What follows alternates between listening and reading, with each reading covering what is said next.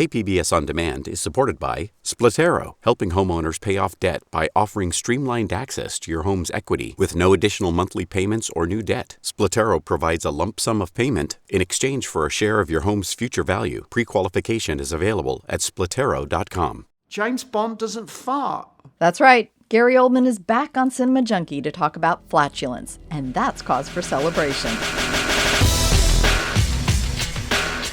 Welcome back to listener-supported KPBS Cinema Junkie. I'm Beth Accomando.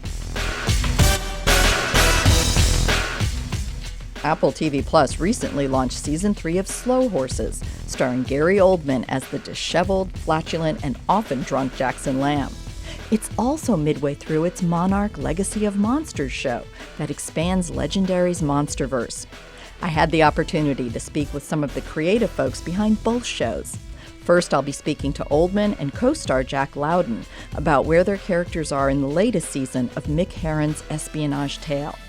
Then I'll talk with the people behind the camera who are bringing Godzilla to life on the small screen. But first, I need to take one quick break, and then I'll be back with Gary Oldman and Jack Lowden. I don't normally do these kind of speeches, but this feels like a big moment. I know it's not easy being banished from MI5 to my department, but that's on you. Only screw-ups get sent to Slayer House, and I've got to be honest, working with you has been the lowest point in a disappointing career. Right. KPBS On Demand is supported by Splatero, helping homeowners pay for home improvements by offering streamlined access to your home's equity with no additional monthly payments or new debt. Splatero provides a lump sum payment in exchange for a share of your home's future value. Pre-qualification available at splatero.com. Welcome back to Cinema Junkie. I'm Beth Accomando. Slow Horses is based on Mick Herron's darkly funny series of spy novels. The title refers to a dysfunctional team of British intelligence agents. In Season 3 of the Apple TV Plus show, a whistleblower is about to expose some of MI5's dirty secrets. All right, make this quick. I've got underlings to bully. I'm busy. No one in Slayer House is busy. Come on, get on with it. A team from MI5 has gone rogue. And Standish has been taken. What's the plan? I need a team of good agents. But I just have the Slow Horses. Ain't the traitors we're looking for. Ex-military. There will be a reckoning. Go! You can wipe your slate clean. Okay. There's another game being played that will probably leave me worse off. I just can't see what this one is yet. Overseeing this band of misfits is Gary Oldman's Jackson Lamb, and Jack Lowden plays River Cartwright, one of the Slow Horses. I began my interview by asking the actors to describe where their characters were at in the third season. Oldman joked that Lamb is a character that doesn't really change. Lamb is just... he's flatlined. he's just on his frequency. He doesn't actually... I mean, he reacts to the different scenarios that are presented. But there isn't, you know, the die is set. Lamb is I'm not knocking on the door of the scriptwriter saying, I need some more character development. I'm set. So Lamb he hasn't changed very much, and he isn't going to change. I thought, Jack, actually earlier, you had an analogy which I thought was rather good. Yeah, I can't remember it. About wearing a jacket. Oh, yeah. It's the characters. I think... I was saying that I think the actors are you can feel us, particularly when we came back and did this third one, is that we put the characters on and they feel like a jacket that's just sort of gradually getting more and more comfy. And I think Gary's right, is that with Jackson Lamb, you know, I think that's always been the case. He's the most comfortable person in every room. Like, he really is the most comfortable. There doesn't seem a situation where he seems on the back foot or anxious. I love imagining that Jackson Lamb has dealt with a lot of anxiety or anxiety-inducing situations in his life, and that he's just sort of decided to sort of not care anymore. And it makes him operate a lot better than the rest of us who are still trying, still think there's promise. The dangling of the carrot of promise is still in front of all of us, and it's nowhere. The carrot's miles. He didn't care. Like, he's eaten them all. You know what I mean? He doesn't care anymore. That's what's quite wonderful, and that's what makes, in not in a negative way either, but whenever you're in a scene with Lamb, you kind of know that it's always going to end in a certain way, which is a sort of roundabout way of going, well, you figure it out, because I really couldn't care less. Well, if Lamb's character hasn't changed, do you feel that Cartwright's relationship to him, or that their relationship with each other, has evolved or changed in any way? I think it definitely has. I think, and that's one of the major reasons that I can't wait to make more of it, is because I think he is begrudgingly realising and beginning to realise that he is quite a brilliant man, Lamb. Show me that picture you got Standish with a gun to her head. Right. There's been a bit of a development. Spider works for Chieftain. Thank you. No problem. Yeah, well, they're not going to let Standish go, so I'm going to have to get on myself. Here, put that on your laptop. Blow it up, make it bigger. So think, was there any background noise when they rang? No, nothing. But did you hear what she just said? Spider was in on it. The Tiger team. What was the message? The message was, don't tell anyone, be at the Barbican Bridge or Catherine Standish dies. And Spider was there. He was in on it. Forget about Spider.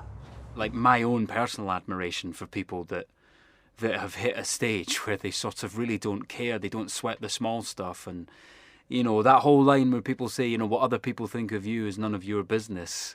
Lamb's got that tattooed on his chest.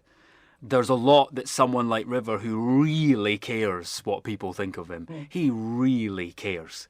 He is an egomaniac, insecure nutter in many ways, and I think he's beginning to learn. He really is beginning to learn from Lamb, not about espionage, but just how to be a man, I think. Yeah, there's something to be said.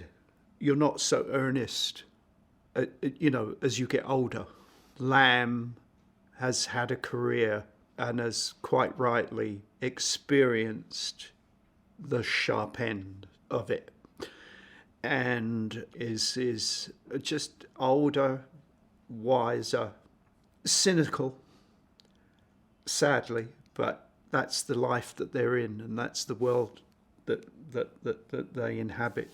But I feel that just as Gary, I would sweat the small stuff when I was younger, and with age you mellow in that respect. I still want the work to be good.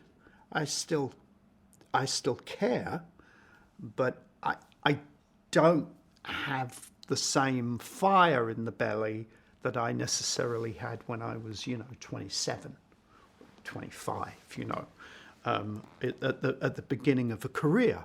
I don't. Maybe I subconsciously use it as in my makeup, my portrayal of Lamb. Years ago, I was in a couple of movies called Batman. They did okay. They were all right. A few people saw them. And I was travelling constantly back and forth from London to LA. We shot the first one almost entirely in London. And I was going back and forth. And I was exhausted. And I was in a continual state of jet lag. And Nolan just said, use it. That sort of despair of James Gordon, with as much as he tries, is he ever really going to clean up the city?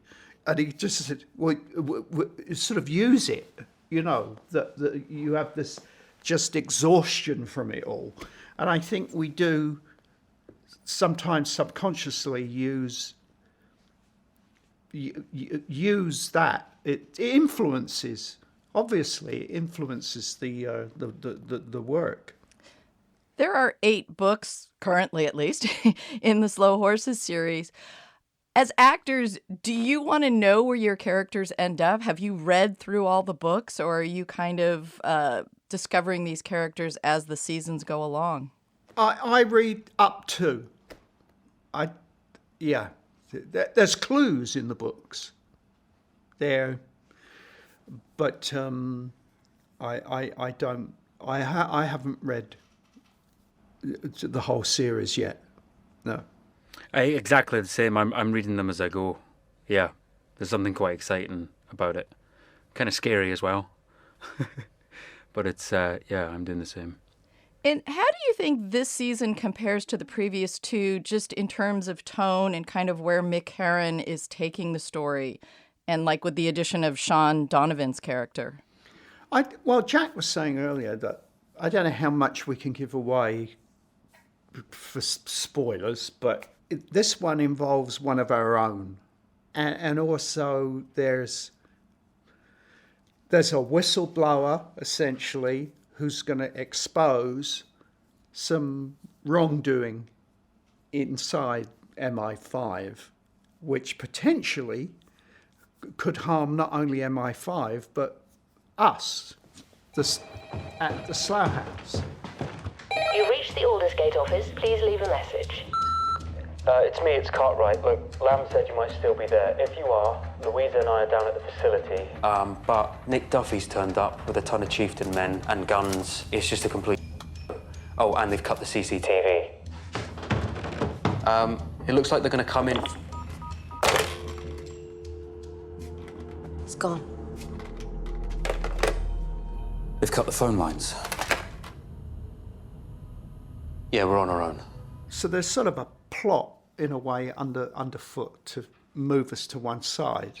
But we have someone in our own team that is in jeopardy.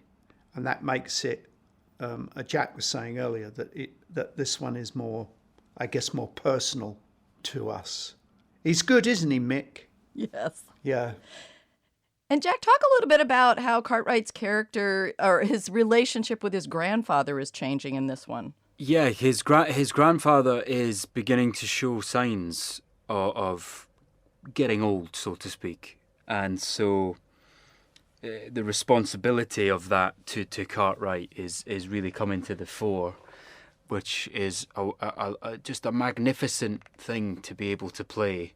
It's a real gift to be sort of running around like a maniac, trying to, shooting things and not being shot by things, and then in the next minute sort of taking care of an elderly relative, basically. So that's been wonderful, and with Jonathan Pryce playing that role, it's twice as easy, of course. But I think he's who he's always wanted to emulate, and to see him begin show rough signs in this season of disintegrating, so to speak, for want of a better word, which is a painful thing for anybody.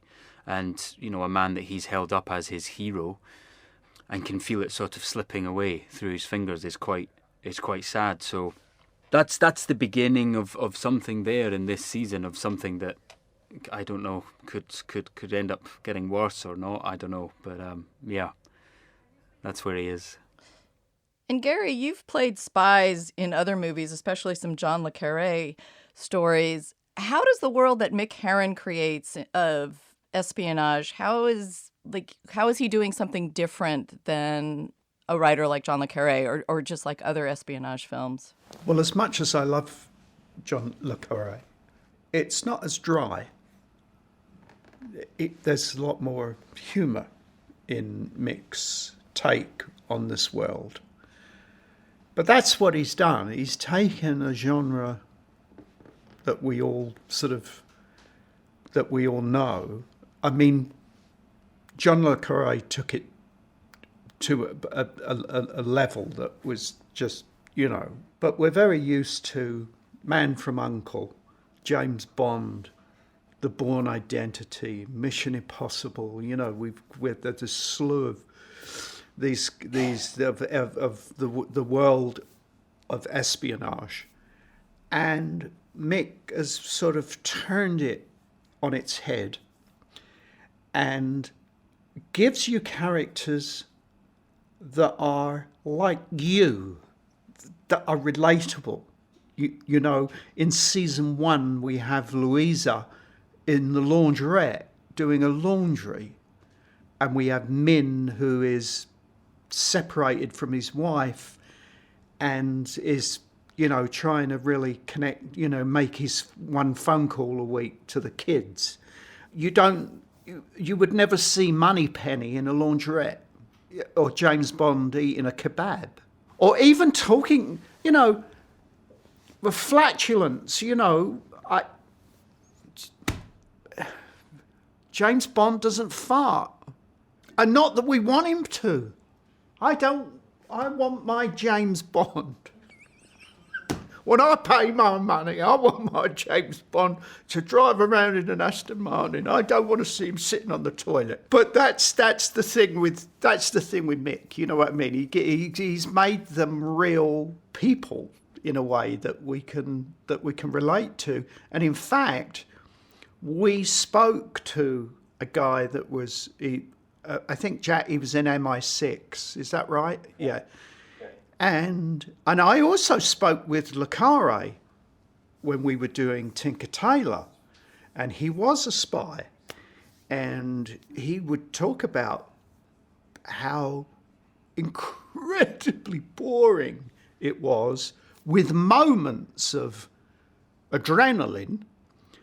And I remember he said to me, I said, what was the thing? He said, the most terrifying thing about being a spy was when he was in Berlin, or when he said it was your cover being blown. He said the thing you always worried about at night were the footsteps on the stairs. And you go, they got me. He said, but it was mind-numbingly boring, you know, big moments in between. And so it isn't jets and jetpacks and Aston Martins and, you know, speedboats and all of that. It's very dull at times, very dull work. And I think that's the world. That's what makes it. I'd like to think also it's why it's been thus far very successful. I think people can really watch it and relate to it. Yeah. That was Gary Oldman and Jack Lowden discussing season 3 of Slow Horses. Yes, a strange game. Unlike other streaming shows, Slow Horses is a compact 6-episode season with tight, efficient 45-minute episodes. This season ramped up quickly, and the final 3 episodes will keep you on the edge of your seat. I sometimes find it hard to watch streaming shows because it's a big time commitment. But there's no padding in this series. Every episode is expertly paced and scripted, with a balance of humor, tense action, and shrewd character development. Episode 4 debuted last week, and the season finale drops on December 27th on Apple TV+. I need to take one last break, and then I'll be back with the team behind Monarch Legacy of Monsters. To take us into this break, here's Mick Jagger with the pitch-perfect theme song for Slow Horses. You pile up the corpses, exhausted your sources, living right under a cloud. The odds are against you, the gods haven't blessed you. You better get back on the rails. KPBS On Demand is supported by Markel Design and Remodeling, helping homeowners with their home remodeling needs. From ADUs to kitchen remodels, room additions, and custom homes, Markel Design and Remodeling can help homeowners design and build their dream homes. More at trustyourhometous.com. Welcome back to Cinema Junkie. I'm Beth Accomando. Godzilla is having a kaiju-sized month. Although he's about to turn 70, he's showing no signs of retiring. Godzilla. -1.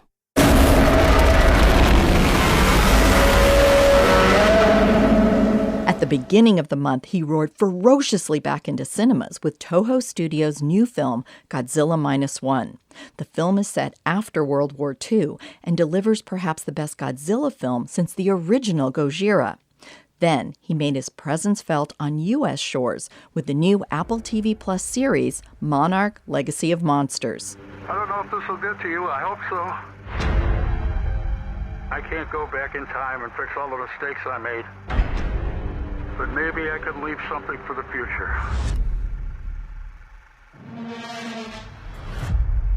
A legacy.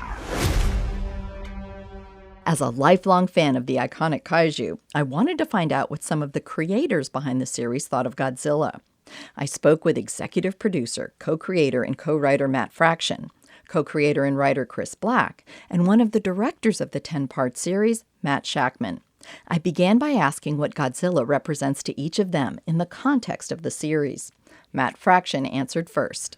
In the context of the series, to me, Godzilla represents the sublime and unknowable. That there's something beautiful and terrifying, awe-inspiring and fearsome about the world we live in and the forces that affect us that we can never hope to understand, and if we're lucky enough, might get to catch a glimpse of for a few seconds. And Chris? Yeah, I mean, there's so much. I mean, the character goes back 70 years, and is over the course of the decades has evolved to mean and reflect so many different things. I mean, for me, I think specific to our series, he really represents the confusion and the tension within our lead character, Kate. Is he a hero or is he a villain? Is he a destroyer or is he a protector? And she feels herself pulled between the monster that she saw destroying her city and, characters like Shaw who were saying, he's not who you think he is. To me, it really encapsulates the choice that she's forced to make over the course of the season over which world does she want to live in.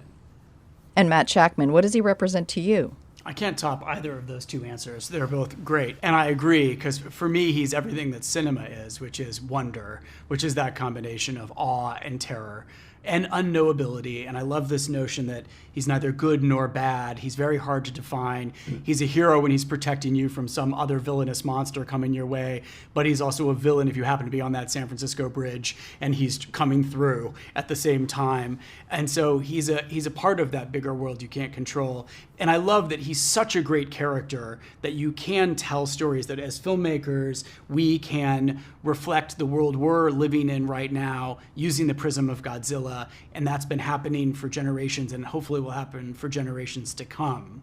And what did you all feel you could do in a series that you couldn't do or maybe couldn't do the same way in the films? The Monsterverse films are these bigger than big spectacles. They're movies that, movies are things we buy tickets for. We leave our house, we go see them with our friends and groups of people, and, we share this communal experience in front of these giant screens. And television is intimate. It's something you invite into your home and you come back to it again and again. We wanted to make a television show in this universe rather than a scaled down movie for television. It's a thing that would have been disastrous for all of us. So we wanted to build a piece of serial narrative for television that lived up to the promise of the premise of the Monsterverse and everything in it, but really focused on humanity and our characters and what life is like after you find out monsters are real. And Chris, did you want to add? Yeah, no, I mean, and look, I've spent my entire career working in television, and I love television. I love making it, writing it, I love watching it.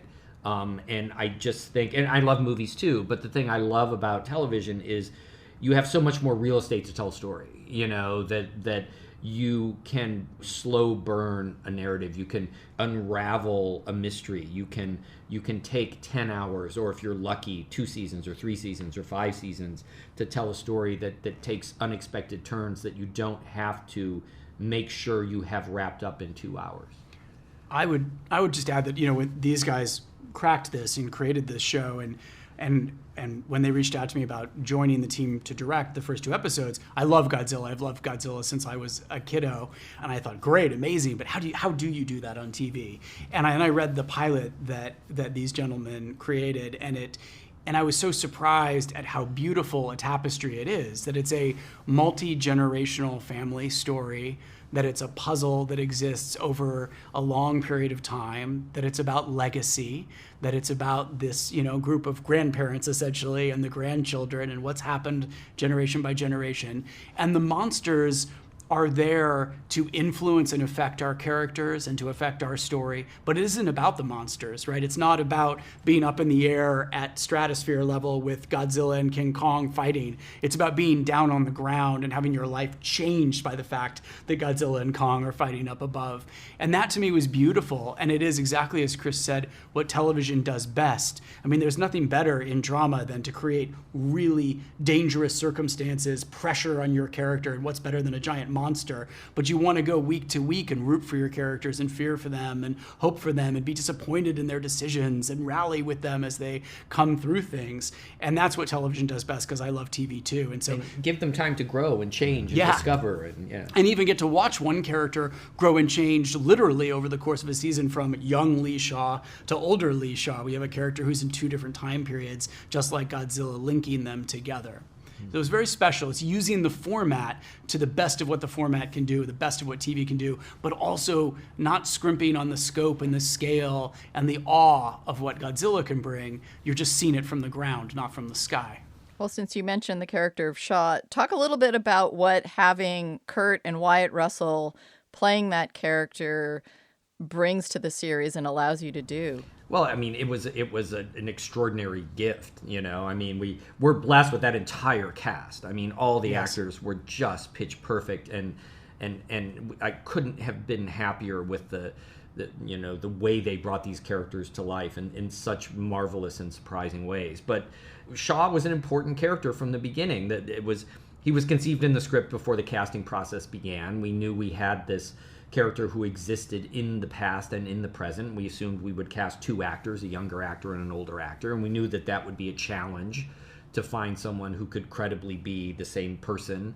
And when we began the casting process, we have a wonderful casting director named Ronna Kress, who had brought, the way you would do any casting, when you start to look at lists of who's available, who's interested, who might be right for this part, and then immediately the idea that Kurt and Wyatt Russell were both available, interested, had never been in a project together, were interested in doing that. They mentioned that they had been offered roles where they played father and son, but they had never been offered a role where they were playing the same character. And as soon as they were like, yeah, we think we might like to do this, I think we were like, sold, done. That was Monarch co-creator and writer Chris Black, along with executive producer, co-creator, and co-writer Matt Fraction, and director Matt Shackman.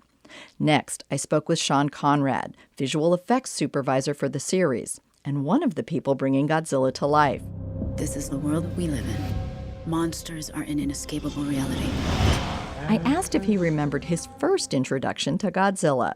I don't have a very specific memory. I have like a vague memory of watching the American translation, the American dub version, in a hotel room in like probably Grand Forks of all places. But it was like, that on in the background, channel surfing and stuff like that. But I remember like I came back to the series when in my 20s, like when Bong Joon-ho's The Host came out, and it's this like really amazing family melodrama story with a monster in the background that is making their lives miserable, and so at that point I went back to Godzilla, and it's such an incredible film, like the way that it does this like crazy, interesting, sometimes fun action movie, but does it in this like really somber way where they're talking about existential fear, of nuclear annihilation, and to do that in like a genre piece is like a really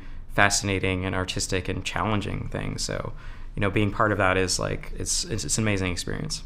And what does Godzilla and the monsters kind of represent to you within the context of this series? Godzilla is like a really complicated thing, because the way that Legendary is envisioning him, he's a defender of the planet in a way, but he doesn't really understand humanity, and it's not that he doesn't care, but he doesn't, it's sort of like the way I've been thinking about it is like, how does an elephant regard an ant? It doesn't, right? Like it just walks. And so like it's a force of nature. It looks beyond us in a way. And what's interesting is giving a personality to a force of nature. It's like, what is that personality and how does that come through?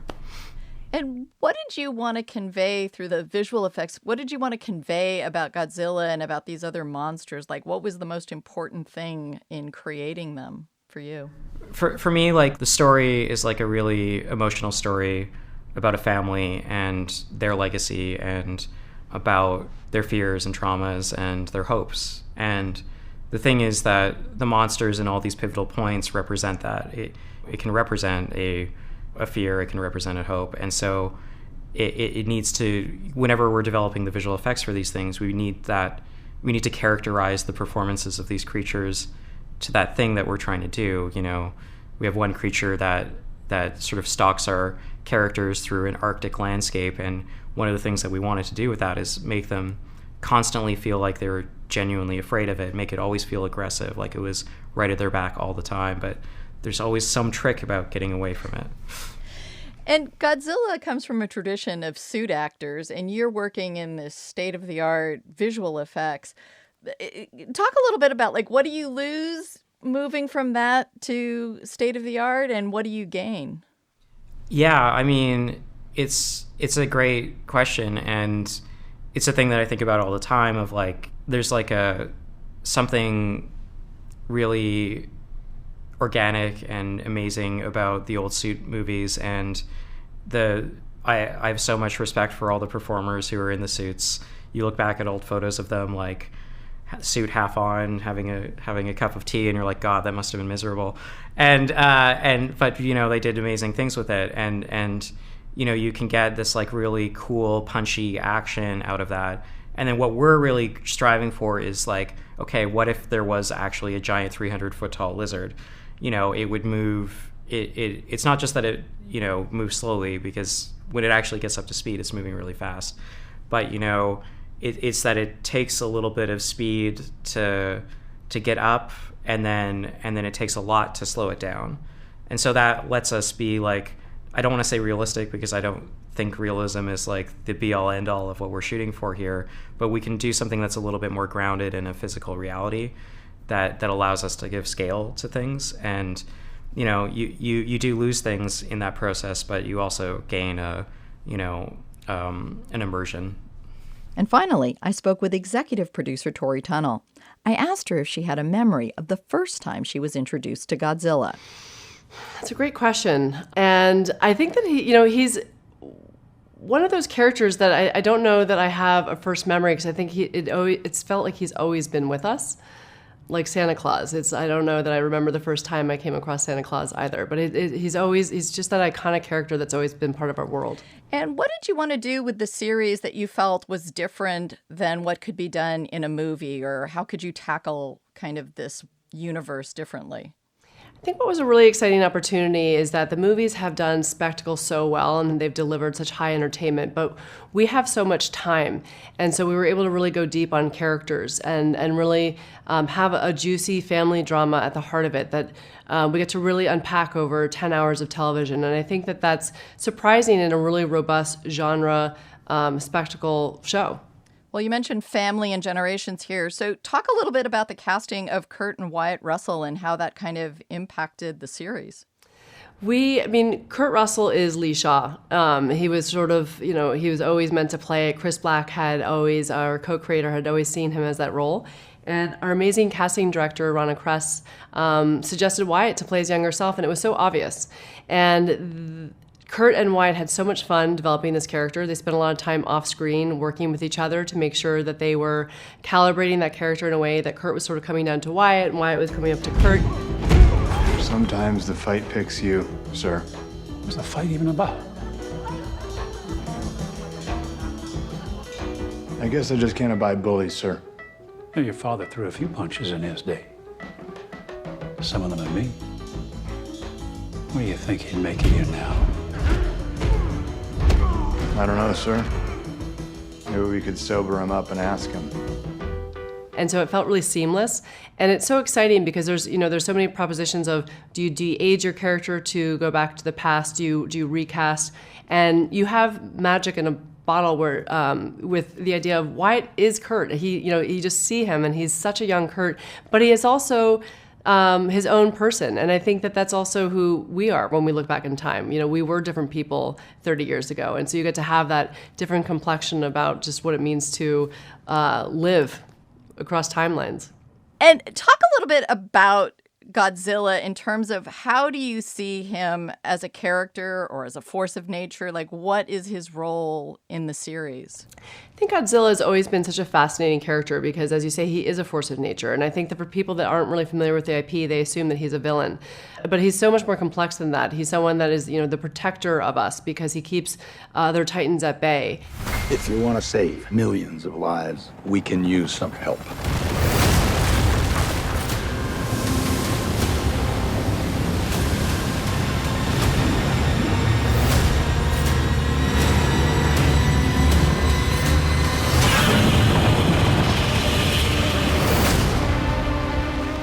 I joke that you wouldn't want him in your backyard. He's very destructive. No one denies that. But he's someone that's always sort of throughout the course of time has represented nuclear power, or when we started to develop this, we talked about him as a representation of climate change and then COVID. But he's always been representative of some sort of human challenge that has felt like an existential threat. And I've always admired that about Godzilla. And talk a little bit about the effects work in this and creating these monsters and kind of that world. We have an amazing VFX supervisor, Sean Conrad, who also had worked on the Gareth Edwards 2014 Godzilla, which was a huge leg up for us. And I think that we also have the benefit of the fact that it's 2023 and technology is on our side. So I think that, when we look to the past, sometimes we thought of as TV as having subpar VFX, but we're in a world right now where it feels as dynamic as anything you've seen in the features. And it really is such an advantage because we love our grounded show and it feels like monsters are actually living among us. This world, it's not ours. Believe me. It is so much more vast than we could possibly imagine.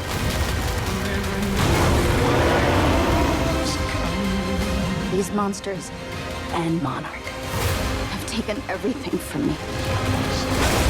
No more. Apple TV Plus show Monarch Legacy of Monsters just passed its midway point, and the season finale drops on January 12th. That wraps up another edition of KPBS listener-supported Cinema Junkie. If you enjoy the podcast, then please share it with a friend, because your recommendation is the best way to build an addicted audience. You can also help by leaving a review. Till our next Film Fix, I'm Beth Accomando, your resident Cinema Junkie. KPBS On Demand is supported by Markel Design and Remodeling, helping homeowners with their home remodeling needs. From ADUs to kitchen remodels, room additions, and custom homes, Markel Design and Remodeling can help homeowners design and build their dream homes. More at trustyourhometous.com.